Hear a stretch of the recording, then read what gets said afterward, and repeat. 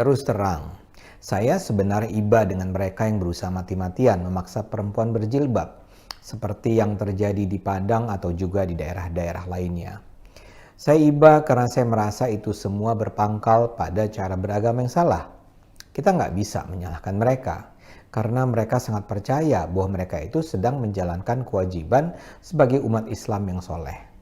Dan selama cara beragama itu nggak berubah, ya ini akan terus terjadi.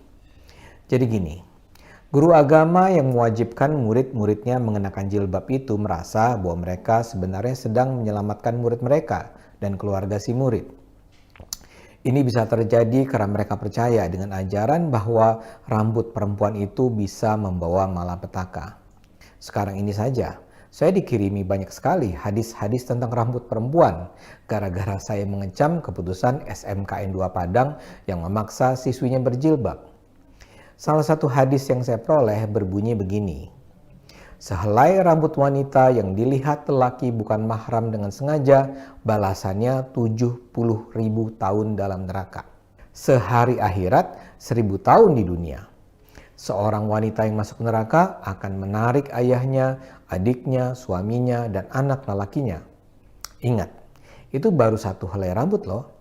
Sekarang bayangkan kalau seorang perempuan berambut tebal setiap hari memperlihatkan rambutnya kepada bukan mahram, yaitu bukan suami, bukan ayah, bukan anak, dan bukan saudara.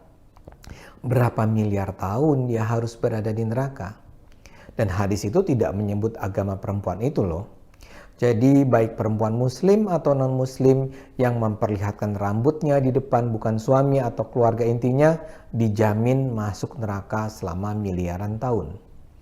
Bahkan si perempuan itu tidak akan masuk neraka sendirian, melainkan membawa serta suami, ayah, adik, dan anak. Kalau benar begitu, bukankah itu berarti si guru sebenarnya sedang berusaha menyelamatkan murid-muridnya dan keluarga mereka?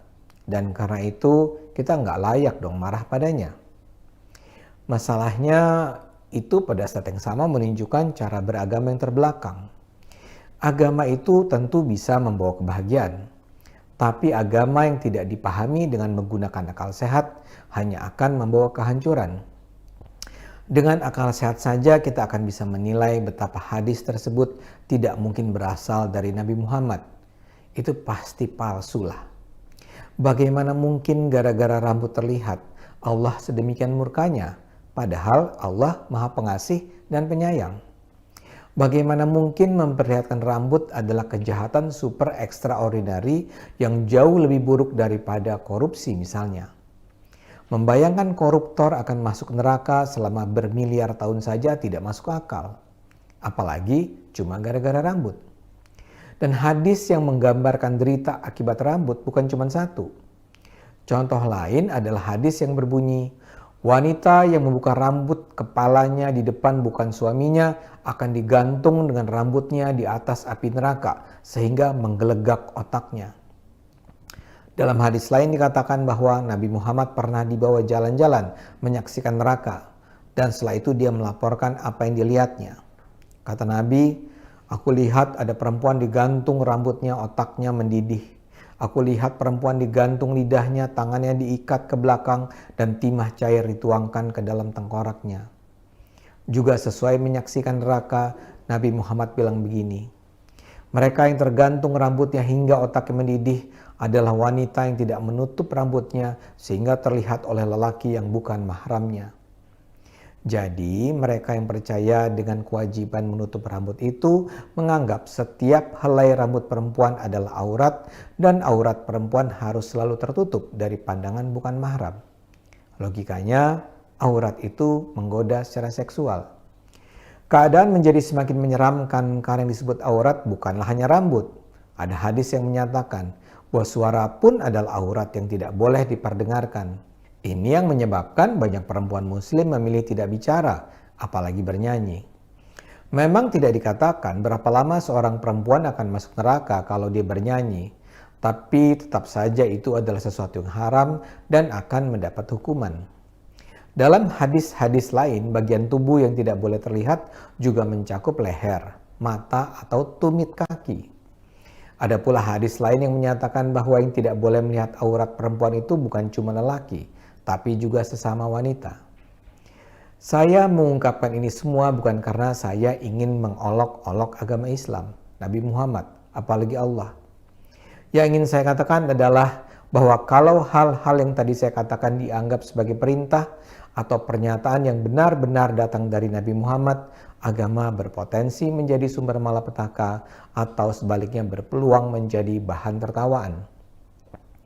Kalau itu semua dianggap sebagai hukum dalam Islam dan mereka yang percaya menganggap hukum Islam harus ditegakkan, kita bisa bayangkan kehancuran yang akan terjadi di Indonesia. Yang kita bicarakan baru soal rambut, suara, dan bagian-bagian tubuh. Belum soal vaksin, soal memilih pemimpin, soal perang, soal kencing unta, soal seks, soal berhubungan dengan non-muslim. Dan jangan salah ya, saya tidak sedang mengajak orang untuk meninggalkan agama. Bagi saya, agama jelas penting. Tapi kalau kita menafsirkan agama tanpa menggunakan akal sehat, agama benar-benar akan menjadi ancaman. Dalam hal ini saya ingin berbagi sedikit pada mereka yang mungkin tidak familiar dengan Islam. Umat Islam di dunia percaya bahwa ada Allah memberikan tuntunan hidup melalui Al-Quran dan hadis dan sunnah. Al-Quran adalah kitab suci berisikan ayat-ayat Allah yang diturunkan di abad ke-7 Masehi kepada Nabi Muhammad melalui perantaraan malaikat. Hadis dan sunnah adalah kumpulan pernyataan dan tindakan Nabi Muhammad semasa ia hidup yang terekam dalam ingatan umat Islam di Mekah dan Madinah pada abad ke-7 Masehi. Tentang Al-Quran, mayoritas mutlak umat Islam percaya bahwa itu benar-benar ayat Allah yang tidak boleh diragukan kebenarannya. Adapun soal hadis, persoalannya tidak sesederhana itu. Hadis baru ditulis ulang lebih dari 100 tahun setelah Nabi meninggal. Jadi hadis itu adalah sebuah buku yang isinya adalah ingatan orang tentang apa yang pernah diucapkan atau dilakukan Nabi lebih dari 100 tahun sebelumnya. Karena itu beragam. Ada yang nampak sangat bisa diandalkan, ada yang sangat lemah. Apalagi dalam proses pengumpulan hadis itu ada banyak sekali hasil karang-karangan orang atau hadis palsu yang sengaja dibuat untuk beragam alasan. Bisa bisnis, ekonomi, politik, atau apapun. Menurut saya, hadis soal hukuman 70.000 tahun bagi perempuan yang menampakkan sehelai rambut itu adalah hasil karang-karangan orang yang mungkin saja sebal karena rambutnya tidak seindah rambut perempuan lainnya. Masalahnya, walau sudah ada proses penseleksian hadis, hadis-hadis semacam itu tetap bertebaran di muka bumi. Ajaran-ajaran tidak masuk akal semacam ini dengan mudah ditemukan di banyak buku, internet, media sosial, atau apa yang disampaikan para pendakwah berpikiran dangkal. Celakanya karena dianggap datang dari Nabi Muhammad, hadis-hadis tidak masuk di akal itu dijadikan rujukan hukum yang dianggap wajib diterapkan dalam hidup ini. Karena itu, selama cara penafsiran agama tidak berubah, agama berpotensi menjadi sumber malapetaka. Lagi-lagi saya katakan, agama itu sendiri tidak mungkin buruk. Agama jelas mengandung nilai-nilai kebaikan yang kalau diterapkan akan membawa kedamaian, kesejahteraan, dan kemajuan. Tapi kalau agama dipahami dengan mengabaikan akal sehat, agama justru bisa menjadi sumber bencana. Karena itu saran saya, gunakan selalu akal sehat ketika mempelajari agama. Ajaran agama yang datang dari Tuhan pastilah ajaran yang masuk akal dan akan membawa kebaikan, kedamaian, kesejahteraan. Karena itu, kalau pemerintah memang ingin agar negara ini tidak lagi diancam oleh kesempitan berpikir, harus ada langkah yang sistematis, terencana, berkelanjutan untuk mengubah cara umat Islam memahami agamanya. Gunakan akal sehat, karena hanya dengan akal sehat, dunia akan selamat.